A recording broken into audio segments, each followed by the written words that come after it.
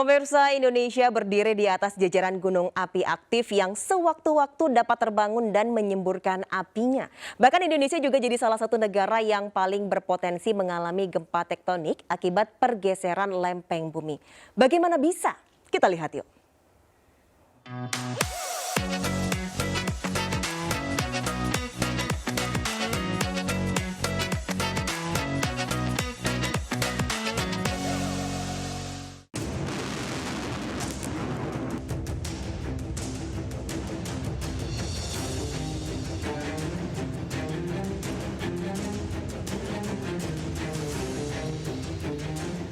Hai, saya David Silahoy. Indonesia dikenal dengan kekayaan sumber daya alam yang berlimpah dan keindahan alamnya yang sangat mempesona. Bahkan dikatakan bagaikan surga yang ada di dunia.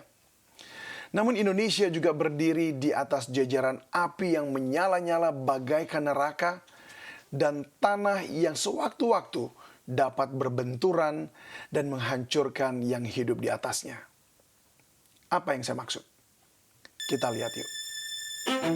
Aksi seorang pria membuang dan menendang sesajen di kawasan Gunung Semeru, Lumajang, Jawa Timur beberapa waktu lalu menuai kecaman dari berbagai kalangan.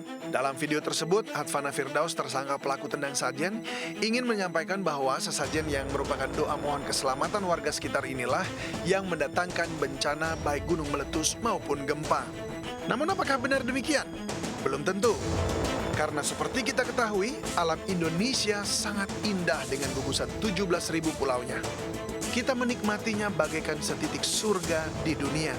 Namun Indonesia juga berdiri di atas cincin api atau neraka dunia, yaitu jajaran gunung api aktif, mulai dari pesisir barat Amerika, melintang di utara Samudra Pasifik yang turun ke Jepang, Filipina, hingga ke Indonesia, melalui Sulawesi Utara, Nusa Tenggara, Jawa, hingga Sumatera. Berdasarkan laman magma.esdm.go.id, ada 127 gunung api yang aktif di Indonesia saat ini, yang sewaktu-waktu akan meletus.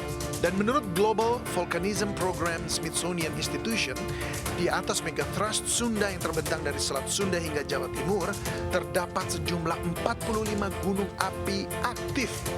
Di antaranya Gunung Semeru yang baru saja meletus, dan Gunung Merapi yang paling banyak memakan korban, hingga Gunung Bromo dan Anak Krakatau yang meletus di Selat Sunda. Sebelumnya di tahun 1883, Gunung Krakatau Purba meletus dengan dahsyatnya yang suaranya bahkan sampai ke benua Australia dan menewaskan lebih dari 50.000 orang. Barisan gunung-gunung api ini dikenal sebagai The Sleeping Dragon atau naga tidur yang sewaktu-waktu dapat terbangun lalu menyemburkan apinya dan abunya akan menghanguskan orang yang hidup di atasnya. Dari sini saja kita dapat menyimpulkan bahwa ini bukan persoalan sesajen membawa bencana, namun karena memang negeri indah permai kita ini berada di bawah bayang-bayang bencana. Selain itu, Indonesia juga adalah salah satu negara yang paling berpotensi mengalami gempa tektonik akibat pergeseran lempeng bumi. Seperti gempa bumi Banten bermagnitudo 6,6 pada Jumat 14 Januari 2022 pukul 16.05 waktu Indonesia Barat. Menurut BMKG, gempa tersebut disebabkan oleh aktivitas intralempeng Indo-Australia yang titiknya masih di bawah megathrust Sunda. Apa maksudnya? Bumi kita yang bulat ini tersusun dari 7 lempeng tektonik utama. Mulai dari yang paling besar, yaitu lempeng tektonik Pasifik, Amerika Utara, Eurasia, lempeng Afrika, Antartika, Indo-Australia, dan lempeng Amerika Selatan. Sementara itu masih ada 11 lempeng tektonik minor lainnya yang tersebar di 11 titik termasuk di Filipina dan Arabia. Garis pertemuan antara dua lempeng tektonik utama ini disebut sebagai megathrust atau dorongan besar. Di zona megathrust terjadi subduksi atau proses saling mendesak antara dua lempeng, baik lempeng benua maupun samudra, dan menunjam. Pergeseran atau tumbukan antara lempeng tektonik utama dapat mengakibatkan gempa bumi megathrust yang berujung tsunami. Seperti yang terjadi di Samudra Hindia pada tahun 2004 lalu. Gempa bumi magnitudo antara 8,8 hingga 9,1 menyebabkan tsunami setinggi 15 hingga 30 meter yang menyapu 14 negara dan menewaskan lebih dari 227.000 orang. Menurut laman usgs.gov, pada zona subduksi ada seismic gap, yaitu jeda kosong gempa yang pernah mengakibatkan gempa bumi, namun saat ini tidak bergerak signifikan. Pergerakan umumnya berkisar antara 500 hingga 600 tahun. Namun, beberapa zona subduksi memiliki seismic gap yang lebih singkat, yakni 200 hingga 300 tahun. Nah, sejarah mencatat gempa besar yang diiringi dengan tsunami pernah terjadi di Selat Sunda, yakni pada tahun 1722 dan 1852. Nah, disinilah persoalannya. Zona Selat Sunda sudah beratus tahun dalam masa seismic gap. Belum ada gempa megathrust yang terlepaskan. Selat Sunda ini belum lepas, ya. Jadi Selat Sunda ini diapit oleh dua kawasan yang sudah melepaskan gempa besar dan memicu tsunami. Nah, ini yang menyebutkan, yang menjadikan kita menyebut bahwa Selat Sunda itu sebagai kawasan seismic gap atau yang belum terlepaskan untuk ya, bergoncang lagi gitu ya. Ya, diperkirakan wilayah ini sedang mengakumulasi medan tegangan tektonik yang suatu saat nanti akan dilepaskan. Tapi kapan? Tidak ada yang tahu.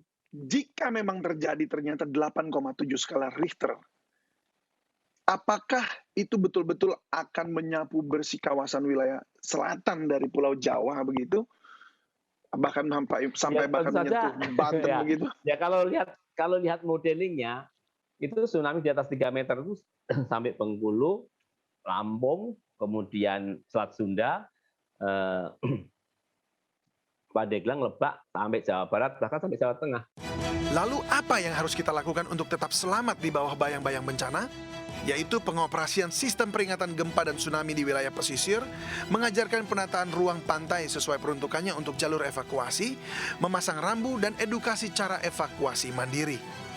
Evakuasi mandiri gempa dan tsunami ini diantaranya adalah mengedukasi diri mengenai ciri-ciri gempa, lalu mengadopsi peringatan bencana oleh BMKG, menyiapkan tas siaga bencana jika bencana terjadi, kemudian kenali jalur evakuasi, dan berlatih evakuasi ini secara rutin.